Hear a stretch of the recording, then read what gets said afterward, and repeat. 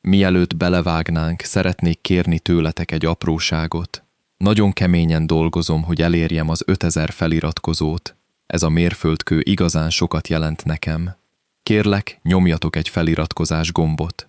Bár ez csak egyetlen kattintás nektek, számomra hatalmas motivációt jelent a további videók készítéséhez. Hálásan köszönöm a támogatásotokat.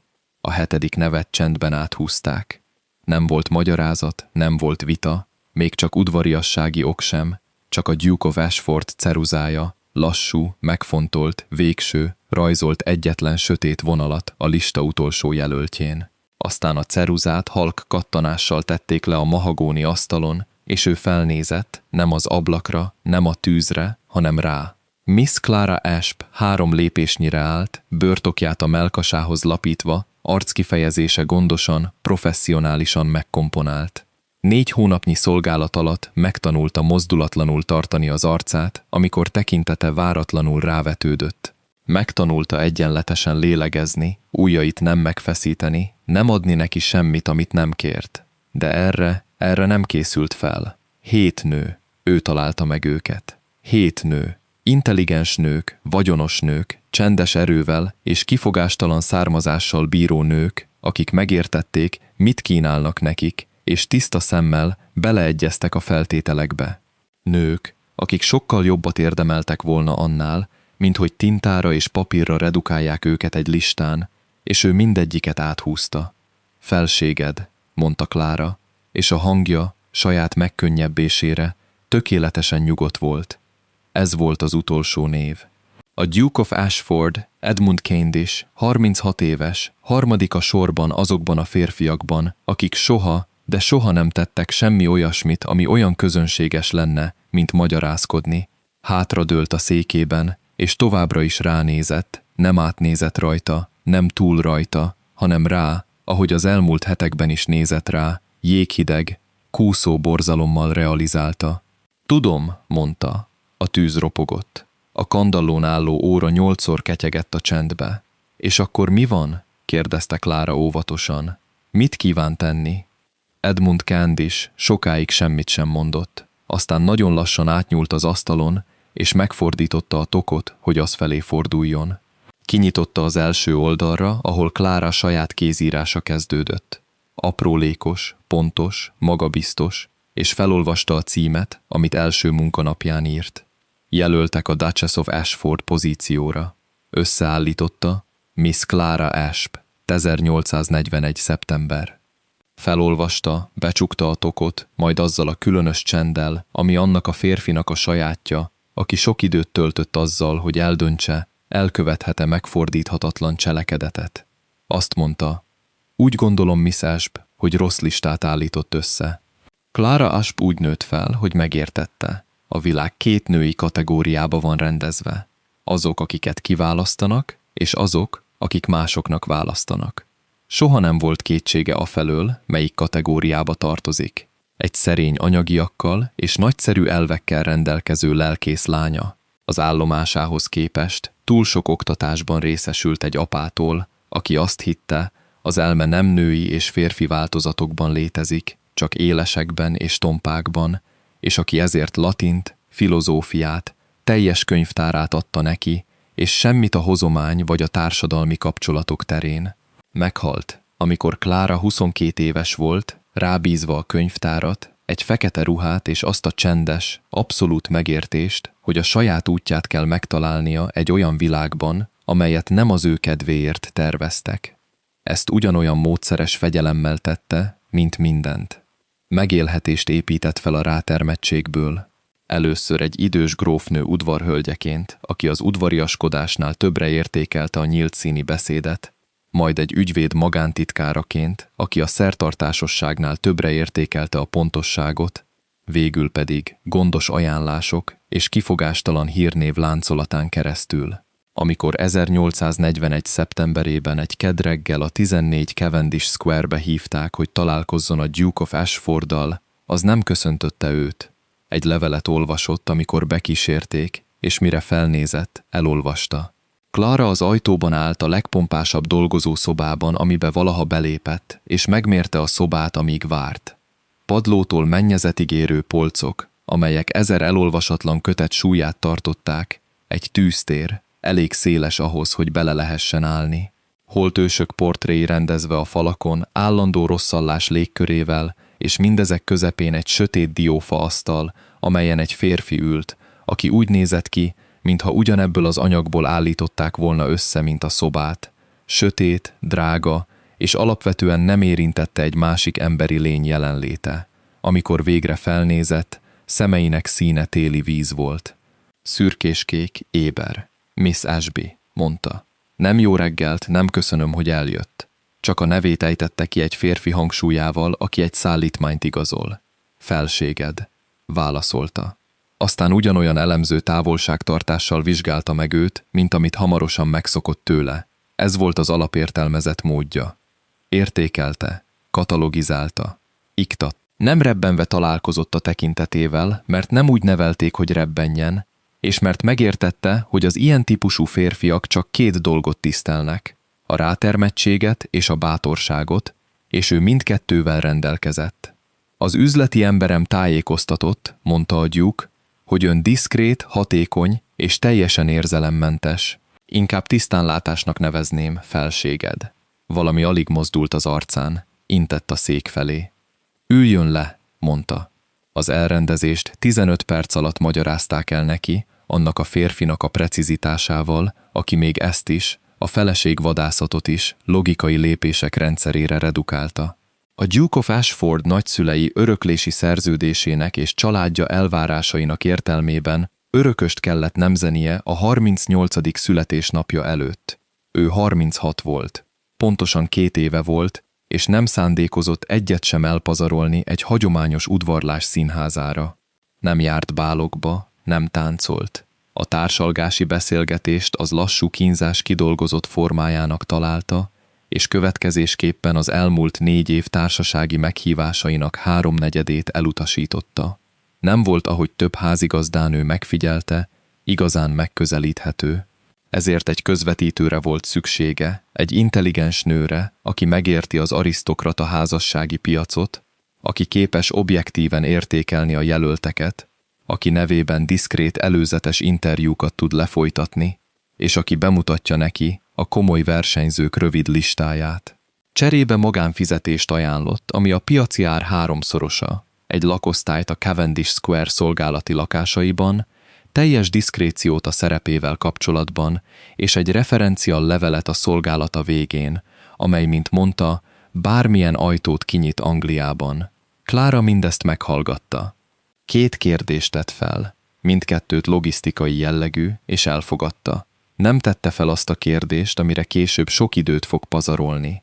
Miért? A herceg által delegálható összes szolgálat közül, miért ezt delegálta? Végül megértette a választ, de ez a megértés sokkal többe került neki, mint amit eredetileg gondolt. A Duke of Ashford, Edmund Cavendish, azoknak a 3 embernek Angliában, akiket megengedett magának a keresztnevén szólítani, a társadalom a következőképpen írta le, nagyjából csökkenő kreativitási sorrendben.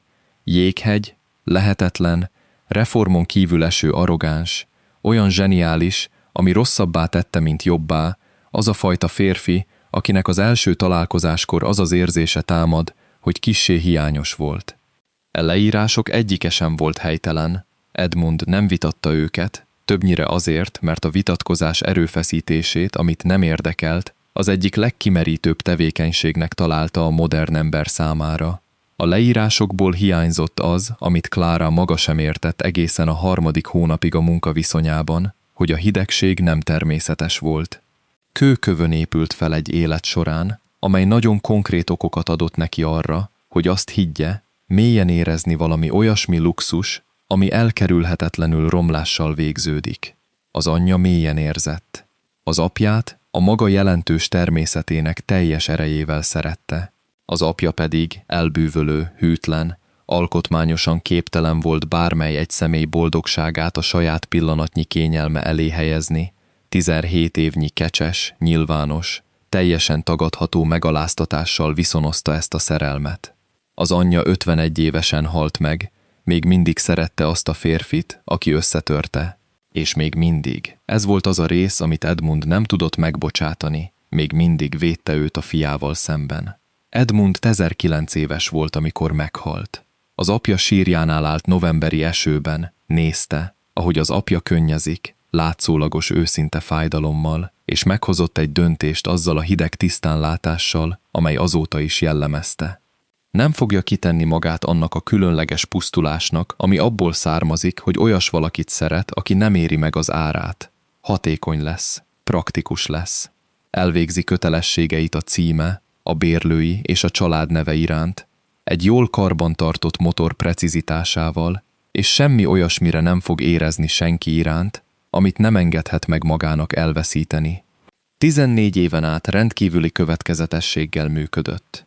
Aztán Clara Ashby egy szeptemberi reggelen belépett a dolgozó szobájába, azokkal a nyugodt barna szemekkel nézett rá, amelyek megtagadták a megjátszott különbséget, amit megszokott, és válaszolt a szentimentumról szóló kérdésére egy szóval, ami benne maradt, megvizsgálatlanul, mint egy szilánk, amit nem tudott egészen elérni, tisztánlátás. Felvette őt, majd nagyon igyekezett nem észrevenni, hogy ő volt a legérdekesebb személy, aki az elmúlt 4 évben, amióta örökölte a hercegséget, ebben a bizonyos székben ült. Ezt az ambíciót egyre nagyobb rendszerességgel kudarcba vallotta. Az első jelölt szerdán érkezett, 6 nappal Clara érkezése után. Lady Henrietta Voss, 20 éves, egy gróf legidősebb lánya, szőke és komoly, és alaposan felkészült az interjúra. Clara a kék társalgót rendezte be azzal a csendes hatékonysággal, ami már a védjegyévé vált. A székeket megfelelő szögben helyezte el, a fényt kedvezőre, nem pedig kérdezősködőre állította, friss virágokat helyezett el ott, ahol melegséget sugalltak, anélkül, hogy követelték volna. Először Lady Henriettával interjúzott. 40 percnyi gondos beszélgetés, amelyből kikristályosította a fiatal nő intelligenciáját, jelentős, ellenálló képességét nem tesztelték, házassági elvárásait, hagyományos, de nem észszerűtlen, és alapvető természetét, kellemes, kötelességtudó, valószínűleg bármilyen észszerű férfinak megfelelő feleségévé válik. Aztán egyetlen bekezdésnyi értékelést írt kis, pontos kezével, és az asztalán hagyta a Duke-nak. Edmund 2-szer olvasta el. Aztán részt vett a hivatalos bemutatáson, 8 perc, amely alatt Lady Henrietta körülbelül 40 szót mondott, mindegyik helyes volt, és utána visszatért a dolgozó szobájába, és semmit sem mondott. Clara 1 órával később kopogott a dolgozószoba ajtaján. Nos, mondta, 6 nap alatt felfedezte, hogy a Duke jobban reagál a közvetlenségre, mint a szertartásra. Nem, mondta a Duke. Clara a jegyzetfüzetét az asztal szélére tette. Kérdezhetem miért? Kérdezhet. Intelligens, jó nevelésű, egészséges, készséges, és van annyi vagyona, hogy a megállapodás kölcsönösen előnyös legyen, mondta Clara. Minden kritérium szerint, amit megadott nekem, alkalmas. Alkalmas. Egyezett bele Edmund különösebb hangsúly nélkül, de ránézett. Nem, de alkalmas. Mondtam, hogy nem fogja megtenni felséged. Ez 2 ellentmondó kijelentés. Igen, mondta, azok. Visszatért a papírjaihoz. Clara visszaszerezte a jegyzetfüzetét, távozott, és az est hátralévő részében próbálta kitalálni, milyen kritériumok nem szerepeltek a listán. A második jelölt 2 héttel később érkezett. Lady Frances Dunmore, 24 éves, olvasó, szellemes, egy nő, aki 2 londoni szezont túlélt anélkül, hogy férjhez ment volna, azzal az indokkal, hogy még senki sem mondott semmi elég érdekeset ahhoz, hogy igazolja az igent. Clara azonnal kedvelte. Az értékelést valami olyasmivel mutatta be, amit nem volt hajlandó reménynek nevezni, mert a remény nem volt professzionális minőség. Edmund hat Lady Frances Dunmore genau 12 Minuten lang kennengelernt. Hatte ihr 4 Fragen gestellt, die eine unerwarteter als die andere. Sie hatte sie alle mit der schneidenden Präzision einer Person beantwortet, die nicht an schmückende Antworten glaubte. Am nächsten Morgen fand Clara unter ihrer Beurteilung eine einzige Zeile in Edmunds Handschrift. Sie würde sich innerhalb eines Jahres langweilen. Streichen Sie Ihren Namen. Clara starrte lange auf diese Antwort. Sie würde sich langweilen. Ich würde sie jetzt langweilen. Sie verdient Besseres als das, was ich bieten kann. Er hatte es als Tatsache geschrieben, als etwas, das er wusste, mit derselben Gewissheit, mit der er den Preis seiner nördlichen Güter und den Ertrag der Ernte kannte. Clara hatte den Namen gestrichen. Dann ging sie in die Bibliothek, stand mehrere Minuten vor den Regalen, ohne etwas zu lesen, und führte ein sehr ernstes inneres Gespräch mit sich selbst über die Natur ihrer Anstellung. Sie war nicht hier, um ihn zu verstehen. Sie war hier, um ihm eine Ehefrau zu finden. Sie würde ihm eine Ehefrau finden. Der dritte Kandidat war der Punkt, an dem die Dinge in Claras sorgfältig gepflegter, professioneller Terminologie begannen, sich zu verkomplizieren. Mrs. Dorothea Halcott war eine 30-jährige Witwe, eine Frau von moderatem Vermögen und außergewöhnlicher Ruhe, die 7 Jahre einer schwierigen ersten Ehe mit Würde und Humor überstanden hatte. Sie war nicht konventionell schön, aber sie besaß die Eigenschaft, die Clara privat über alle anderen bei Frauen, die sie kannte, schätzte. Sie gab nicht vor, kleiner zu sein, als sie war. Das Vorstellungsgespräch war hervorragend verlaufen. Clara hatte eine zweiseitige Beurteilung eingereicht, die enthusiastischste, die sie je geschrieben hatte, und sie mit der stillen Zuversicht von jemandem, der endlich die richtige Antwort gefunden hatte, ins Arbeitszimmer gebracht. Sie hatte nicht erwartet, den Herzog am Fenster stehen zu sehen, als sie eintrat, seinen Rücken zu ihr gewandt, die Hände hinter dem Rücken verschränkt, in der Haltung, die sie einem Gemütszustand zuordnete, den sie nicht ganz benennen konnte. Die Beurteilung für Mrs. Halcott, sagte sie und legte sie auf den Schreibtisch. Ich habe sie gelesen. Clara machte eine Pause. Dann wissen Sie, dass sie mit Abstand die stärkste bisher vorgestellte Kandidatin ist. Ich weiß, was Sie von ihr halten. Und was halten Sie von ihr, Euer Gnaden? Es herrschte Stille. Nicht die administrative Stille eines Mannes, der ein Dokument prüft, sondern die schwerere Art, die Art mit Gewicht dahinter.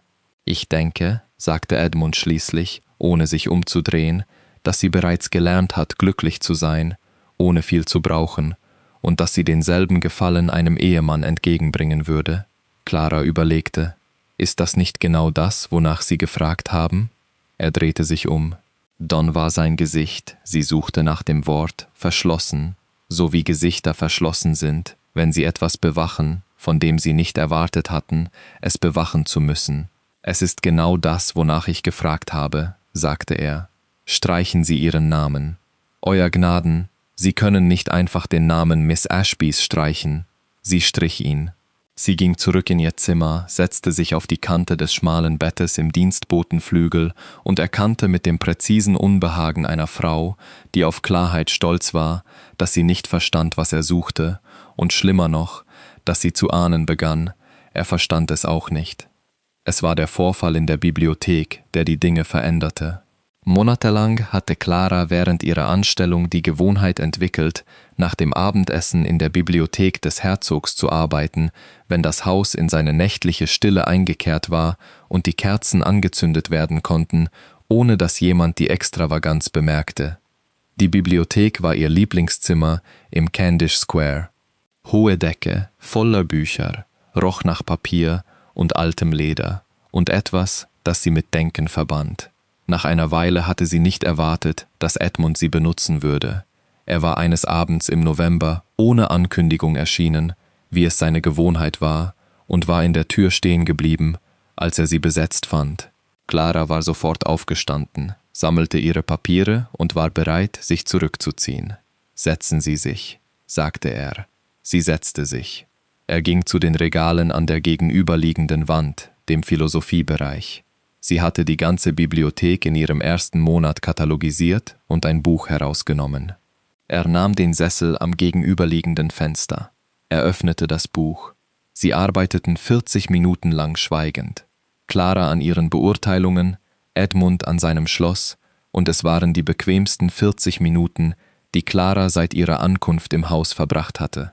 Sie hatte diese Tatsache nicht untersucht. Sie zu untersuchen hätte eine Art von Aufmerksamkeit erfordert, zu der sie nicht bereit war. Aber sie bemerkte es. Sie bemerkte es, wie sie alles bemerkte, sorgfältig, präzise, in der kleinen Handschrift, die niemals Eile verriet. In dem Notizbuch, das sie nur für sich behielt. Er ist in der Stille leichter als im Gespräch. Die Stille ist keine Abwesenheit, sie ist eine Präferenz. Sie schloss das Notizbuch, bevor sie noch etwas schreiben konnte. Der 4. Kandidat traf im Dezember ein. Miss Patton Husonhot, Tochter eines Viscounts, in Frankreich ausgebildet, gefasst auf die Art von jemandem, der durch Übung statt durch Natur gefasst war. Clara hatte in ihrer Beurteilung vermerkt, sie spielt Gelassenheit. Ob sie diese besitzt, ist eine Frage, die mehr Zeit erfordern würde, sie kennenzulernen. Edmund hatte diesen Satz bemerkt, er hatte ihn unterstrichen. Er hatte Miss Patton 20 Minuten lang getroffen, länger als die vorherigen 3, und war danach mit einem Ausdruck ins Arbeitszimmer zurückgekehrt, den Clara zu lesen lernte, als etwas zwischen Frustration und Nachdenken. »Sie spielt«, sagte er fast zu sich selbst. »Ich habe dasselbe bemerkt wie Sie.« Er sah sie an. Sie bemerken immer, was andere nicht zu beobachten wagen. Clara legte ihren Stift nieder. »Ich wurde eingestellt, um eure Gnaden zu beobachten. Sie wurden eingestellt, um eine Liste zusammenzustellen.« Er sah sie immer noch an. Sie haben eher mehr getan als das. Sie wusste nicht, was sie damit anfangen sollte, also ging sie darüber hinweg. »Soll ich den Namen streichen?« »Noch nicht«, sagte er, was sie überraschte. »Sagen Sie mir, was glauben Sie, was sie will? Nicht, was sie sagt, was sie will.« Clara überlegte. Sie will irgendwo sein, wo sie nicht immer auf der Hut sein muss. Sie ist müde vom Spielen. Sie will Ruhe. Edmund war einen Moment still. Sie will, was jeder in dieser Position will, sagte er schließlich. Und was ist das? Er blickte ins Feuer. Als etwas anderes gesehen zu werden als eine Lösung für das Problem eines anderen. Die Worte fielen mit besonderem Gewicht in den Raum. Clara erkannte mit einem Schreck, dass er nicht mehr von Miss Patton sprach. Sie strich den Namen am nächsten Morgen, bevor er sie dazu aufforderte. Im Januar kam die 5. Kandidatin, im Februar die 6., im März die 7. Dazwischen geschah etwas anderes. Etwas so Allmähliches und so sorgfältig Unbemerkte von beiden Parteien, dass keine von ihnen den genauen Moment identifizieren konnte, wann es begann. Es begann vielleicht an dem Morgen, als er sie in der Bibliothek suchte und sie auf dem Boden inmitten der gesamten Vermögensabrechnungen fand, die sie aus einer Laune heraus zerlegt und neu organisiert hatte, weil das ursprüngliche Ablagesystem ihrer Meinung nach kriminell ineffizient war. Er war lange in der Tür gestanden und sie hatte ihn mit Tinte an den Fingern angesehen und weder entschuldigt noch erklärt. Einfach gesagt, die Abrechnungen von 1837 bis 1839 sind seit 4 Jahren falsch abgelegt. Möchten Sie, dass ich den Fehler korrigiere? Und er hatte mit einer Stimme, die nicht ganz seine übliche Stimme war, gesagt, wie lange wird es dauern? 3 Tage. Dann um Himmels Willen, sagte er und ging, und sie kehrte zu den Abrechnungen zurück mit dem leisen und ununtersuchten Gefühl, dass sich etwas verschoben hatte. Es setzte sich fort mit dem Abend. Und sie fand ihn um 22 Uhr in der Küche stehend über einem kalten Herd und erkannte schockiert, dass er versuchte, schlecht Tee zu kochen, weil das Hauspersonal für eine Feier der Bediensteten den Abend frei bekommen hatte und er nicht daran gedacht hatte, dies einzuplanen. Sie übernahm ohne Zeremonie, kochte den Tee richtig, reichte ihm eine Tasse und machte sich eine eigene. Und sie standen auf gegenüberliegenden Seiten des Küchentisches in kameradschaftlicher Stille eine Viertelstunde lang, bevor einer von ihnen anerkannte, dass dies etwas Außergewöhnliches war, was ein Herzog und seine Sekretärin an einem Dienstagabend taten. Er sagte, »Du nimmst Milch«, sie sagte, »Du nicht«, und das schien ausreichend zu sein. Es setzte sich fort mit kleinen Dingen, die Art, wie er begann, Bücher auf die Ecke ihres Schreibtisches zu legen, nicht als Aufgaben, nicht als Anweisungen, einfach ohne Kommentar hinterlassen, immer Dinge, die er kürzlich gelesen hatte, immer Dinge, die sie noch nicht gelesen hatte, aber die sie sich immer wieder vertiefte. Die Art, wie sie seine besondere Form der Frustration, die 3 Sekunden Pause, das leichte Anspannen des Kiefers vorauszusehen begann und die Formulierung ihrer Berichte entsprechend anpasste, indem sie mit Schlussfolgerungen und nicht mit Beweisen begann, wissend, dass er rückwärts lesen würde, wenn er müsste, es aber vorzog, nicht. Die Art, wie sie stritten, wenn sie eine seiner Ablehnungen zurückwies und er ihr Argument mit der Qualität von Leuten zurückwies, die erwartet wurden, beantwortet, nicht zugestimmt zu werden. Sie stritt direkt mit ihm über die 5. Kandidatin, ohne zu beschönigen. Miss Wentworth ist nicht zu ehrgeizig. Sie sagte, sie ist ehrgeizig in einer Weise, die ihnen dienen würde. Sie möchte eine gemeinnützige Stiftung gründen.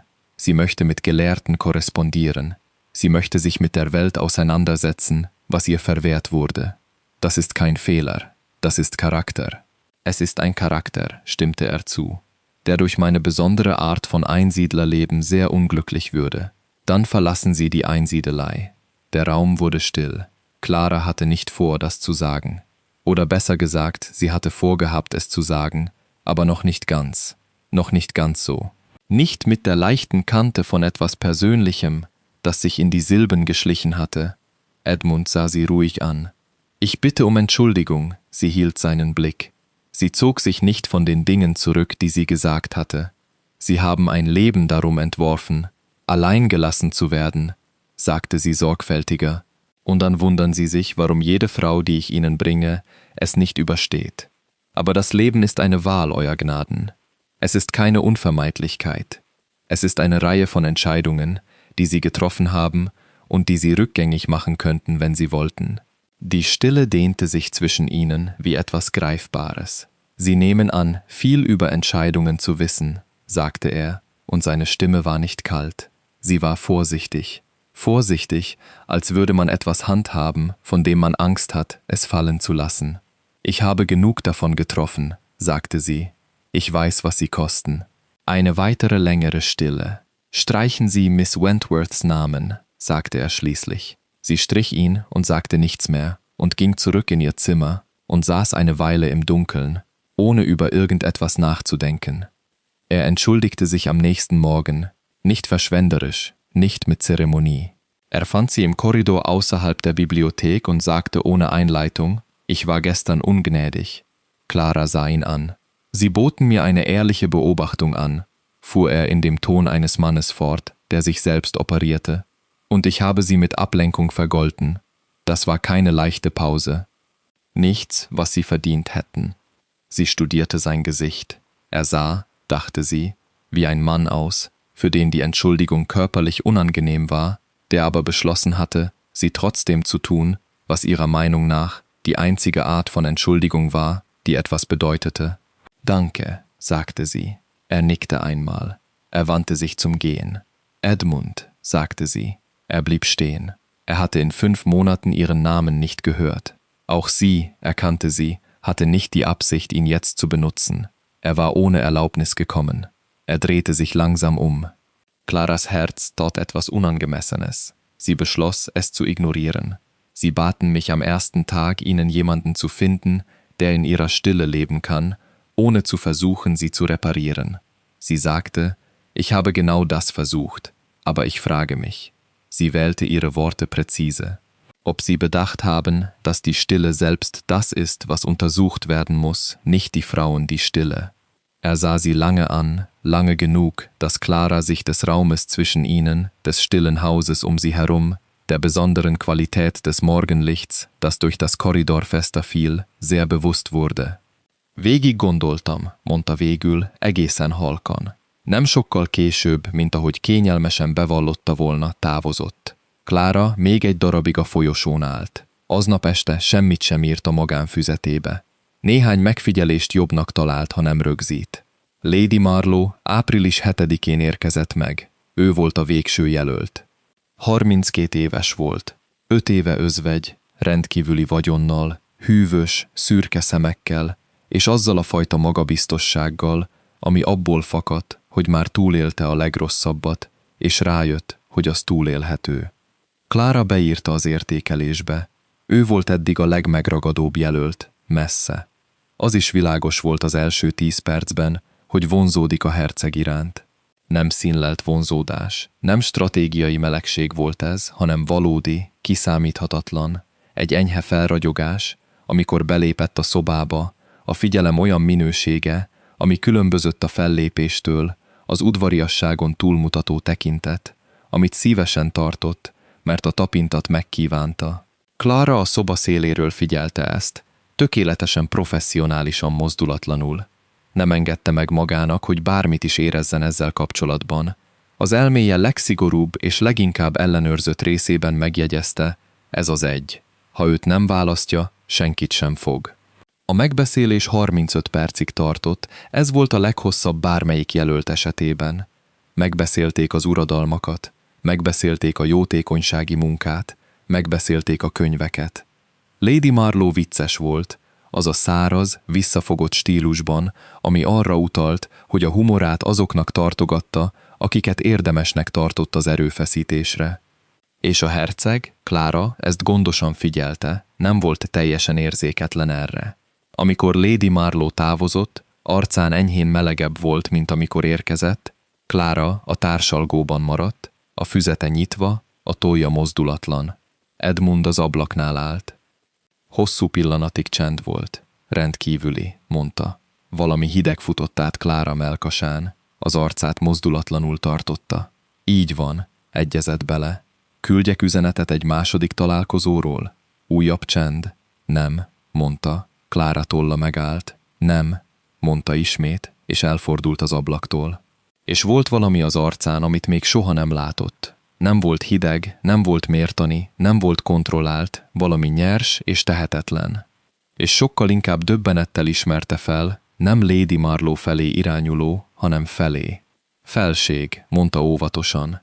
Nem választhatom őt, mondta. Ő a felség, ő minden kritérium. Tudom ki ő. Nagyon halkan szólt, pontosan tudom ki ő. Átszelte a szobát, 2 lépésre megállva Clara előtt, és a közelség, a váratlan közelség olyan módon ingatta meg a lélegzetét, amit hónapok óta próbált megelőzni. Ő az, akire nem gondolok kedd este 10-kor, amikor nincs szakmai okom gondolni rá, mondta.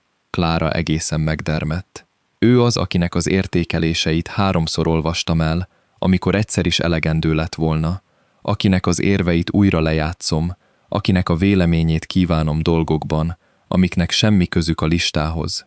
Szünet. Akinek a nevét múlt héten kimondtam magamban a könyvtárban, minden ok nélkül, csak mert a csend hiányosnak érződött nélküle. A társalgó tökéletesen csendes volt. Edmund, mondta Clara, és a hangja megváltozott, ahogy nem tudta megakadályozni. Tudom, mondta, hogy ez nem az, amire felvettek. Tudom, hogy nincs jogom. Álljon meg, mondta. Megállt. Clara ránézett. Ránézett erre a férfira, akit a társadalom egésze lehetetlennek, áthatolhatatlannak, és alapvetően hidegnek írt le, és a tisztasággal, ami mindig is sajátos tulajdonsága volt, látta, hogy nem ezekből az. Egy férfi volt, aki megtanult óvatos lenni, aki megtanulta, hogy veszélyes érzéseket érezni, és nagyon elegáns védelmet épített ellenük, és most, anélkül, hogy teljesen szándékában állt volna, valakit átengedett a védelmen. Féltettől. Hónapok óta tudta, hogy valami gyülekezik közöttük. Elnevezte a magánfüzetében semleges klinikai nyelven. Közelség, hatás, szakmai ismerettség, a tartós figyelem különös sebezhetősége, tartotta a keretek között. Kíméletes volt a távolsággal, és mégis, mindezzel szemben, amit tudott, azt hiszem, mondta nagyon óvatosan, hogy be kellene fejeznem a munkaviszonyomat. A szó úgy landolt a szobában, mint egy kő a vízbe. Edmund arckifejezése nem változott, de valami benne, valami, amit érzett, inkább, mint látott, összehúzódott. Azt hiszem, folytatta, hogy amit most mondtál, nem lehet visszavonni. És ha itt maradok, 2 dolog fog történni. Vagy észhez térsz, és a munkaviszonyom hátralévő heteit azzal töltöm, hogy úgy teszek, mintha nem mondtad volna, ami szakmailag szörnyű lesz. Vagy nem térsz észhez, és én valami mélyen bolond dolgot fogok tenni. Találkozott a tekintetével. Egyik kimenetel sem szolgál minket jól. Azon a tekintettel nézett rá, amire nem volt kategóriája. Ezért, mondta, befejezem a fájlok hivatalos lezárását, gondoskodom a megfelelő átadásról, és egy héten belül eltűnök. Felvette a portfóliót. Elindult az ajtó felé. CL. Megállt. A keze az ajtó kilincsen volt. A mellkasában valami történt, amit nem volt hajlandó vizsgálni. Ha elmész, mondta, és a hangja az volt, amit csak 2-szer hallott azelőtt, a konyhában és a folyosón. A hang az építészet nélkül. Nem fogom tudni, hogyan találjak okot, hogy bármit is másképp csináljak. Nem fordult meg. Tudom, mondta. Sajnálom. Csukta be az ajtót maga mögött. Fölment. Leült az ágy szélére a kis szobában a szolgák szárnyában, és nem sírt, mert úgy nevelték, hogy nem sír olyan dolgok miatt, amik egyszerűen igazak. És ez egyszerűen igaz volt. Szegény paplánya volt, hozomány és cím nélkül, és nem volt helye azon a listán, amit valaha is összeállítottak egy olyan ember számára, mint Edmund Candish. Ezt többször is elmondta magának, az ismétléssel, mint aki megpróbálja valósággá tenni a dolgokat. Nem nagyon segített. 2 napon belül bepakolt. A háztartás tudta, hogy valami történt. Ahogy a háztartások mindig tudják, kis jelek halmozódásán keresztül, egy merevség a folyosó levegőjében, a herceg étkezései magányosan az irodában, nem az ebédlőben. Miss Ashby mozgása csendesebbé és visszafogottabbá vált a szokásosnál, mintha már félig elment volna. 3. nap reggelén Clara lement az irodába, hogy leadja a befejezett portfóliót. 43 oldal rendezett értékelés, áthúzott jelöltek, jegyzetekkel ellátott ajánlások, egy záró átadólevél, ugyanolyan kontrollált precizitással írva, mint minden mást, amit ebben a házban tett. Arra számított, hogy Edmund az asztalánál lesz. Nem volt. Az asztalra tette a portfóliót. Rövid jegyzetet írt. Felség, minden szükséges rendben. Jó egészséget kívánok, szia, és ráhelyezte. Visszament. Felvette a kabátját, amikor meghallotta a lépteit, nem lassú és megfontolt, ahogy mindig, hanem gyors. Soha nem hallotta gyorsan mozogni ebben a házban. Megérkezett a szobája ajtófélfájához, az ajtófélfához, nem be, a protokoll pontos volt, és úgy nézett ki, minthogyha nehéz helyen járt volna, és csak nemrég tért vissza onnan. A portfóliót tartotta. Itt hagytad, mondta. Befejeztem. Ez az öné. Ez egy dokumentum, mondta, amely tájékoztat egy már lezárt folyamat eredményeiről. Nem akarom egy lezárt folyamat eredményeit. Clara befejezte a kabátja begombolását. Edmund, 2 napja ültem abban az irodában, mondta, próbálva meghatározni, hogyan mondjak el valamit, amit korábban nem mondtam el helyesen. Megállt, ránézett. Rosszul csináltam ezt az egészet, mondta. Adtam egy listát a kritériumokról, mintha a feleség egy ingatlan szerzés lenne.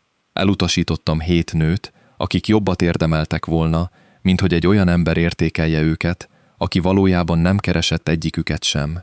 Megengedtem neked, hogy életed 4 hónapját olyan munkával töltsd, amit egy hét alatt is el tudtam volna végezni, mert, és tisztában vagyok vele, hogy ez nagyon rosszul esik rám. Még nem voltam hajlandó bevallani, amit már tudtam. Clara kezei egészen megdermedtek. Nem vagyok romantikus ember, folytatta. A hangja még mindig óvatos volt, mindenből kiszipkázva, ami nem volt igaz. Már régen nem vagyok olyan ember, aki bízott volna abban, hogy az érzései megérdemlik a kockázatot, hogy kimondjam őket. Apám példája ebben a tekintetben alapos volt. De vagyok, megállt. Közvetlenül ránézett, és Clara felismerte az arcán a kifejezést, mert ez volt az az arc, amit minden éjjel a sötétben viselt, amikor a magánfüzettel ült, és nem írta le, amit írni akart. Ez volt az az arc, ami egy olyan emberé, aki megtagadja egy titok megtartását, ami már túl nagy lett. Szeretlek, mondta. A szavak díszítés, stratégia, az elegáns konstrukció nélkül érkeztek, amit egy olyan embertől várhatott volna, aki mindent mást olyan precízen rendezett. Már legalább január óta szeretlek, talán tovább, és hónapok óta ennek megfelelően hozok döntéseket anélkül, hogy a bátorságom lett volna elismerni. Ez az igazság. A lista fikció volt, mindig is fikció volt. Clara leült az ágy szélére, a táskája a lába mellett volt becsomagolva, a kabátja rajta volt. 3 percre volt az indulástól. Nem teheted, mondta, és a hangja nem volt egészen nyugodt, hogy ezt kínálod nekem anélkül, hogy megfontoltad volna, mennyibe kerül. Én senki vagyok, Edmund. Nincs vagyonom, nincs családom, nincs kapcsolatom, nincs címem. Az anyád, bárki is legyen, egy nő Edinburghban, aki nem beszélt velem, mióta 1838-ban Visszautasítottam a barátja lányával való házasságot, és valószínűtlen, hogy véleménye lenne a választásaimról, amit tiszteletben kell tartanom. A társadalom sok mindenben tévedett. Clara leszel, mondta a nevét halkan. Ahogy kimondtál valamit, amit már régen akartál mondani. 14 éve építek egy életet, amihez nem kell semmit sem kockáztatnom. Minden külső mércével rendkívül sikeres voltam ebben, de rendkívül magányos is voltam, mondta. Nem abban az értelemben, amit társaság vagy kötelesség oldhat meg, hanem abban az értelemben, amit csak egyetlen személy oldhat meg. Átszelte a szobát, és előtte állt meg, és Clara, aki ült, és ezért felnézett rá, gondolta, hogy ez valószínűleg felnőtt élete legijesztőbb pillanata, és a terror alatt pontosan úgy érezte, mint a tisztaság. Arra kérlek, mondta, hogy ne menj el. Ránézett. Erre az óvatos, bonyolult, csendesen rendkívüli férfira. Ha maradok, mondta óvatosan, nem vagyok a titkárnőd. Nem. És nem vagyok jelölt sem. Nem, mondta. Te vagy az oka, hogy soha nem voltak jelöltek. Te voltál az egyetlen válasz, és túl féltem ahhoz, hogy meglássam. Clara egy pillanatra becsukta a szemét. Apja könyvtárára gondolt, az évek óvatos kompetenciájára, azokra a listákra, amiket mindenki másnak, de magának nem készített, a magánfüzetre és minden be nem írt bejegyzésére. Kinyitotta a szemét. Nagyon türelmesnek kell majd lenned velem, mondta. Nem vagyok jó a választásban. Nincs gyakorlatom. Valami megmozdult az arcán. Megkönnyebbülés. És valami melegebb, mint a megkönnyebbülés. Valami, amit soha nem látott rajta. Jelentős türelmem van, mondta. Ahogy észrevehetted, nagy véleményeim is vannak, mondta. 4 hónapja támaszkodom rájuk, és vitatkozni fogok veled. Nem várok kevesebbet. Clara lefelé nézett a táskájára. Aztán felnézett rá. Aztán annak a nőnek a csendes és abszolút bizonyosságával, aki egész életét arra építette, hogy megtalálja a helyes választ, amikor rátalál, elkezdte kibontani a kabátját. Nem lett végül nyilvános jelenet. Clara mindig is bizalmatlan volt a nyilvános jelenetekkel szemben. Azt a módot mutatták, hogy a dolgok a közönségről szólnak, nem pedig az érintettekről. És ami köztük történt, az soha senki más dolga nem volt. De a társadalom, amely sosem tanúsított nagy hajlandóságot a magánügyek tiszteletben tartására, másként gondolta. Az első suttogások 3 héttel később jelentek meg. Clara Edmund meglehetős gondoskodásával és üzleti emberének gyakorlati segítségével egy rendes lakosztályban rendezkedett be, nem pedig a személyzet szárnyában, és a háztartás új elrendezéshez való alkalmazkodása olyan higgadtsággal történt, mint azoké, akik már régóta sejtettek valamit a természetéből. De Cavendish Square-nek szemei voltak, és azok a szemek beszéltek, és amit mondtak, végül eljutott azokba a szalonokba, ahol a nők, akik már átestek Clara interjúin, és onnan tovább terjedt a londoni pletyka tágasabb és izgalmasabb gépezetébe. A keringő verzió nem volt pontatlan. Ashford hercege, aki titkárt fogadott, hogy keressen neki feleséget, és 7 jelöltet mutatott be neki, mind a 7 elutasította, és beleszeretett a titkárnőbe. Néhányan romantikusnak találták, nagyobb számban botrányosnak. Kisebb, de elkötelezettebb számban elviselhetetlennek találták, és ezt ismételten olyan kifejezésekkel hangoztatták, amelyek Clara füle elé jutottak több köztes fél révén. Ő azt is azzal a higgadtsággal viselte, amit a legtöbb dologhoz hozott. Edmund kevésbé higgadtan viselte. A Hartwell vacsorán történt incidens, amely véglegesen és örökre véget vetett a suttogásoknak, nem volt tervezett. Clarát Edmund vitte a vacsorára, egy olyan társadalmi eseményre, amelyen ő általában nem vett volna részt, hogy megállapítsa kapcsolatuk megváltozott természetét, mielőtt a társadalomnak lett volna ideje saját narratíváját felépíteni. Ez egy kiszámított lépés volt, amelyet mindketten nagy döntéseikhez hoztak meg. Amit nem számítottak ki, az Lord Fenwick volt. Lord Fenwick 50 éves volt, jól kapcsolódott, és birtokolta azt a különleges magabiztosságot, amely az emberé, akinek soha nem mondták nemet elég erősen ahhoz, hogy az regisztráljon. A fogások közötti szünetben, miközben Edmund elfoglalt volt a szoba túloldalán, Odalépett Klárához, és hangosan annyira, hogy a környékbeli vendégek hallják, valamit mondott arról a bájos merészségről, hogy egy nő hogyan tudott egy titkári posztot egy herceg figyelmére cserélni, és hogy vajon ezt tanítják-e ezekben az jótékonysági iskolákban manapság. A szoba elcsendesedett abban a módban, ahogy a szobák elcsendesednek, amikor valami olyat mondtak, amit mindenki sejt, hogy holnap is arról fognak beszélni. Clara Lord Fenwickre nézett. Úgy nézett rá, mint egy nő, aki 4 hónap alatt megtanulta, hogy nem kell kicsinyeskednie senki kényelme érdekében. Éppen válaszolni készült. Nem volt rá lehetősége. Edmund a szoba túloldalára ért abban az időben, ami egy lélegzetvételnyi, és odaállt, nem drámaian, nem erőszakosan, egyszerűen egy olyan ember, abszolút véglegességével, aki döntést hozott Clara és Lord Fenwick között.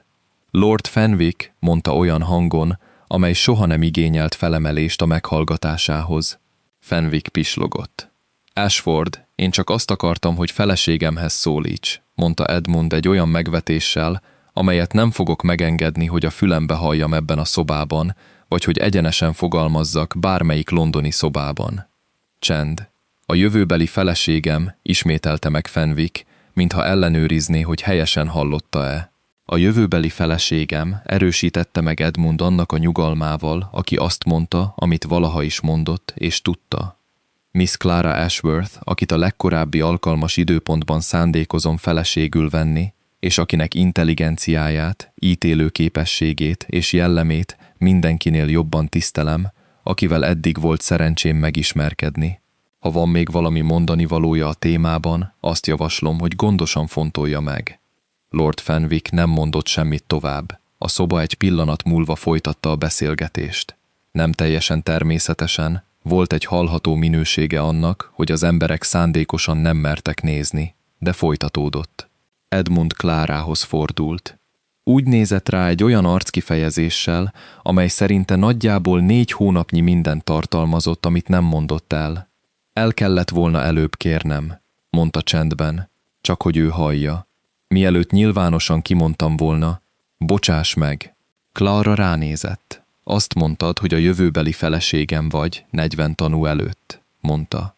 Megtetted anélkül, hogy megkérdeztél volna. Tudom, hogy ez, mondta. Csodálatos dolog egy olyan embernek, aki hatékonyságot értékel. Valami megváltozott az arcán. Megkönnyebbülés mozgott valami melegebbé, valami, ami szinte talán egy mosoly kezdete volt. Védekezésül, mondta. Pánikoltam. Clara még egy pillanatig nézte. Aztán csendben, egy nő apró és abszolút véglegességével, aki azt a választást hozta meg, amit hónapok óta kerülgetett, megragadta a kezét. Kérdezd meg most, mondta. Megtette. Májusban házasodtak össze egy szertartáson, amelyen azok a társadalmi tagok vettek részt, akik a frigyet bizonyítékként látták arra, hogy Ashford hercege végre határozottan érdekessé vált, és azokat, akik szerint minden, ami baj a modern világgal, elkerülte. Edmund teljes közömbösséget fejezett ki mindkét reakció iránt. Clara enyhe mulatságot fejezett ki. Az esküvő nem volt egyszerű. Edmund makadságból, és részben azért, mert 4 hónapig nézte, ahogy Clara kezeli mások boldogságának ügyeit, nem akart egyszerűséget, de őszinte volt. Minden eleme őszinte volt. Az esküvői fogadalmak nem voltak kidolgozottak. 2 ember mondta őket, akik már az év nagyobbik részét azzal töltötték, hogy a mindennapi élet sajátos nyelvén demonstrálták őket. Figyelem, vita, bizalom és hajlandóság a folyamatos beszélgetésre. A szertartás után, az esküvői reggelin, amelyet Edmund azokkal a gondokkal rendezett meg, amelyekkel minden logisztikát és a preferenciáira való odafigyelést kezelte, amelyet 1843. januárja óta gyakorolt, Clara a Candish Square kertjében állt egy pezsgős pohárral, amelyet nem ivott, és a házra nézett. Gondolt a reggelre, amikor szeptemberben érkezett bő raktatáskájával, tintás ujjaival és gondos szakmai magabiztosságával. Gondolt az íróasztalra és a listára, és a 32 kritériumra, amelyeket 7-szer felülvizsgáltak, amíg már csak az igazság maradt. Edmund mellé állt. Gondolkodsz, mondta. Mindig gondolkodom. Igen, mondta. Tudom. és a hangjában nem volt más, mint egy olyan ember melege, aki ezt inkább erénynek, mint hibának tartja. Clara ránézett. A listára gondoltam, mondta. A listára. A 43 oldalas értékelés 7 nő, 7 kieső. Kicsit megdöntötte a fejét. Tudtad, amikor felvettek, hogy nem fog működni, igaz? Szünet. Edmund a kerti falra nézett annak az embernek a kifejezésével, aki éppen azon gondolkodott, hogy bevalljon-e valamit, amit már elég régóta magában tartott. Tudtam, mondta végül. Nem azt kerestem, amiről azt hittem, hogy azt keresem. És mit kerestél? Felé fordult. Bizonyítékot, mondta.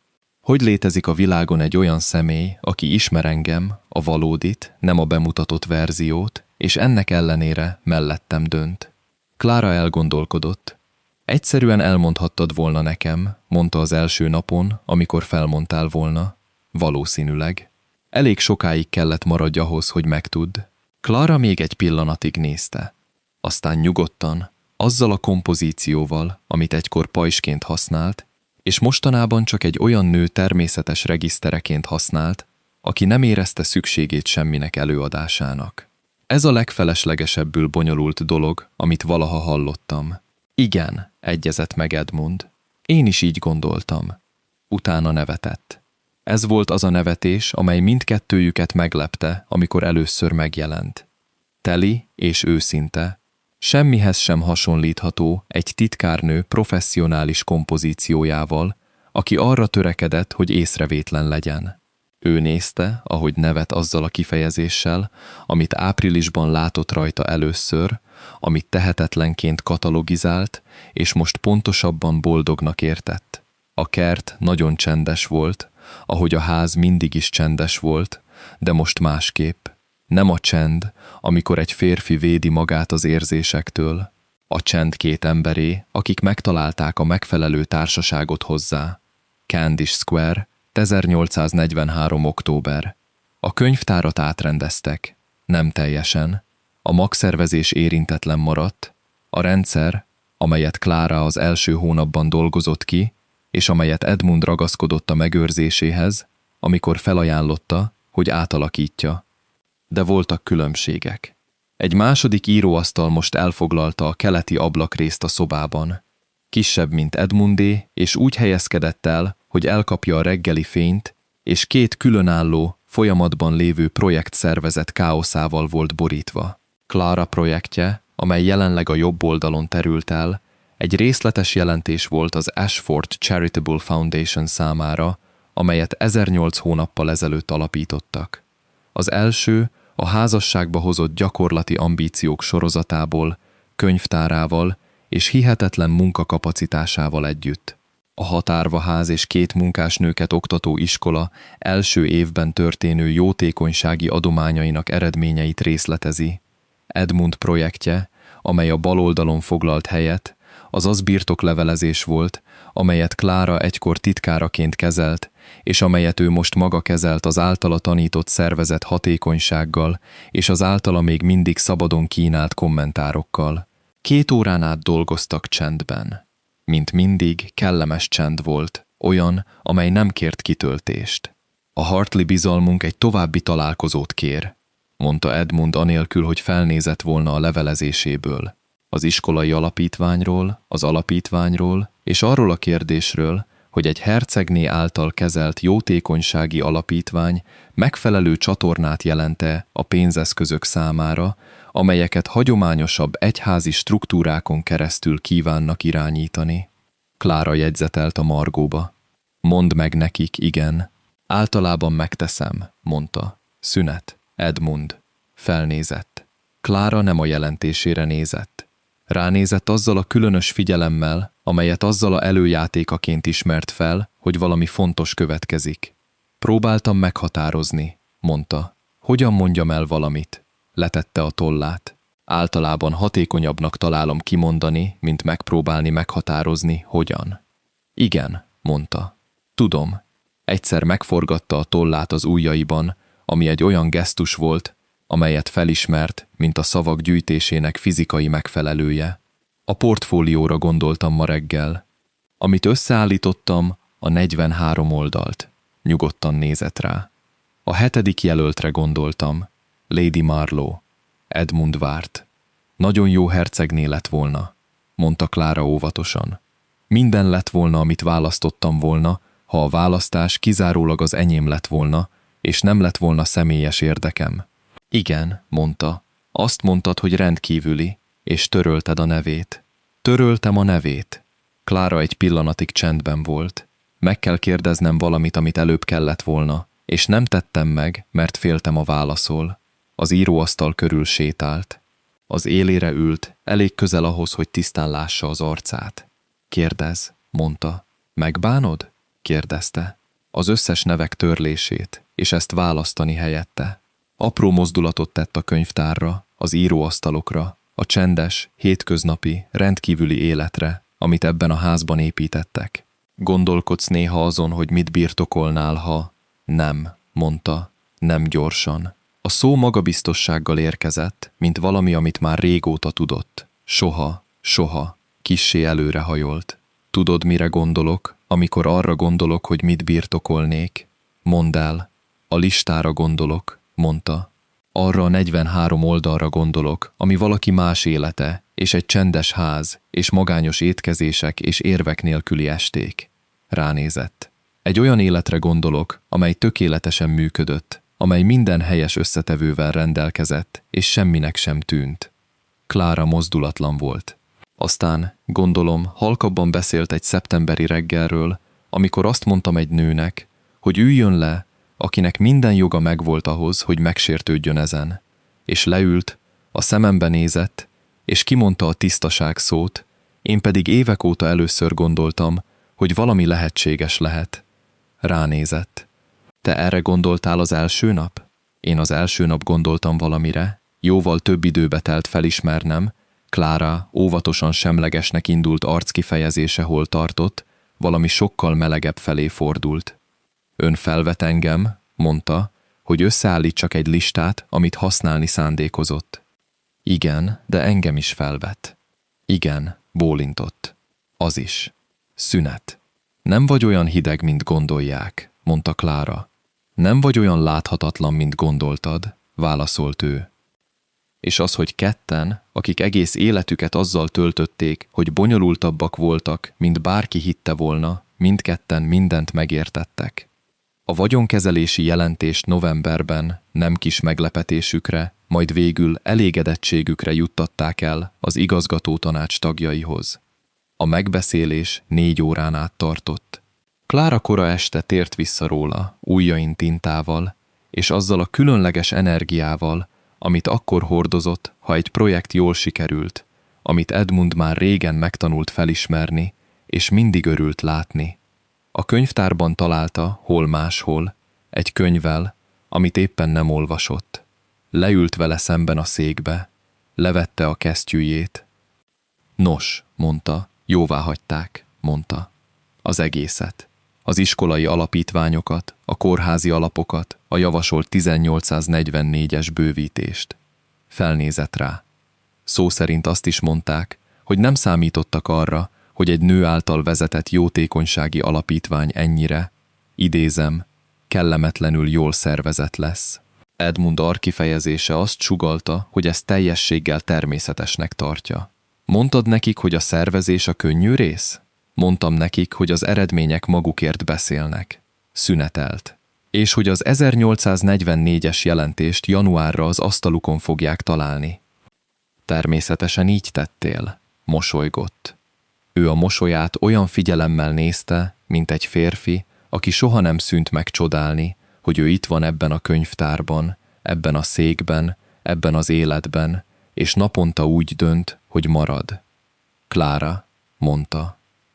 Edmund, gondolkodtam, mondta, egy korábbi beszélgetésen a láthatóságról. Félrebillentette a fejét. Melyik aspektus?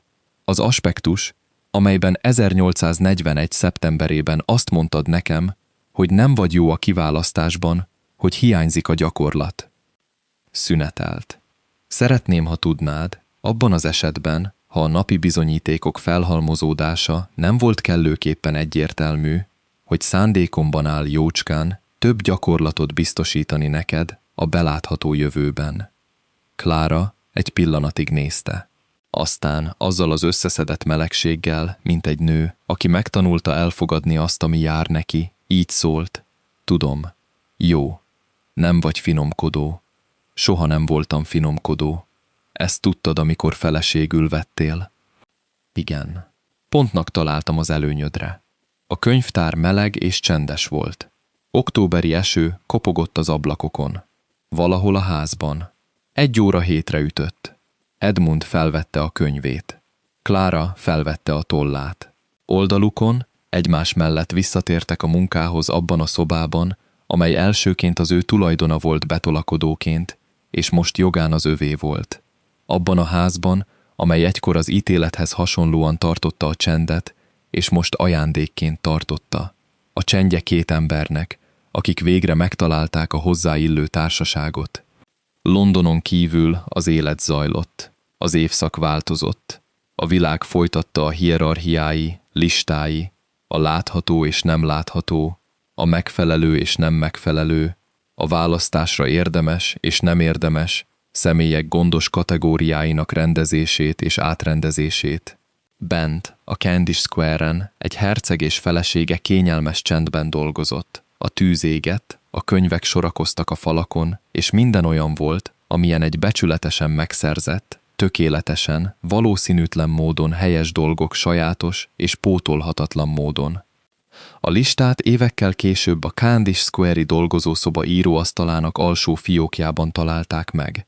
43 oldal, 7 név, mindegyiket egyetlen sötét vonallal áthúzva.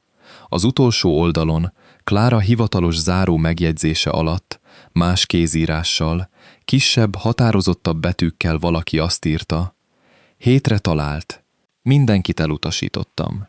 Nem azt kerestem, amit a lista tartalmazott. Azt kerestem, aki írta. Köszönöm, hogy végighallgattatok. Igazán nagyra értékelem minden egyes percet, amit velem töltöttetek. Jelenleg az első 5000 feliratkozó eléréséért küzdünk. Ha a mai történet csak egy kicsit is megérintett titeket, támogassatok egy feliratkozással. Minden egyes feliratkozás óriási motiváció számomra, hogy tovább írjak, és még több értékes történetet hozzak el nektek. Viszlát, és találkozunk a következő videóban.